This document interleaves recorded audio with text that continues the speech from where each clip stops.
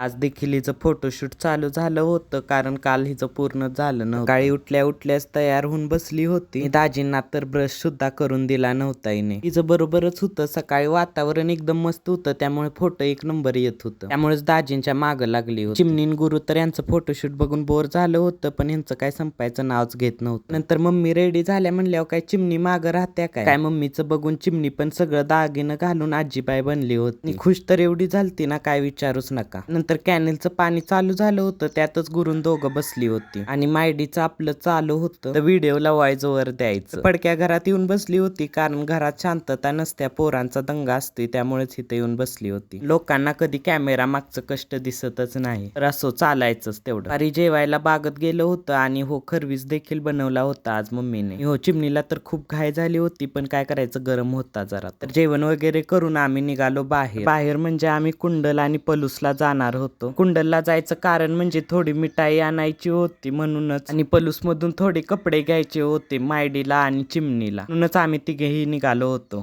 तर आम्ही कुंडल मध्ये मिठाईच्या दुकानात पोहोचलो. दाजी मला हा स्वामी दाखवत होते, तो की खरंच खूप क्यूट दिसत होता. तर इथं छोटी छोटी मिठाई देखील होती, तीही खूप क्यूट होती. मिठाई वगैरे घेतली आणि तिथे शेजारी एक नवीन कपड्याचं दुकान दिसलं. त्यावरच म्हणलं चिमणीला आणि मायडीला इथेच कपडे भेटतायत का बघावं. तर दोघींची पण शॉपिंग झाली, तरी पण उगाचच आम्ही पलूसला गेलो होतो. काय करायचं, ही मायडी कुणाचं ऐकती काय. पर्यंत पलसात आम्हाला दिसलं एक आयुर्वेदिक औषधाचं दुकान. काय घ्यायचं तर काय नव्हतं, उगाच त्यांना पिडवायचं काम केलं. सगळं आवरून पटकन घरी आलो, कारण चिमणीला घरातच सोडून गेलो होतो. आम्ही येता येता हे 2 फणस देखील चोरून आणले होते बरं. आता कुठून ते सांगत नाही, तर मालक घरी येईल आमच्या. आजच्यासाठी एवढंच, भेटू अशाच एका नवीन व्हिडिओ मध्ये.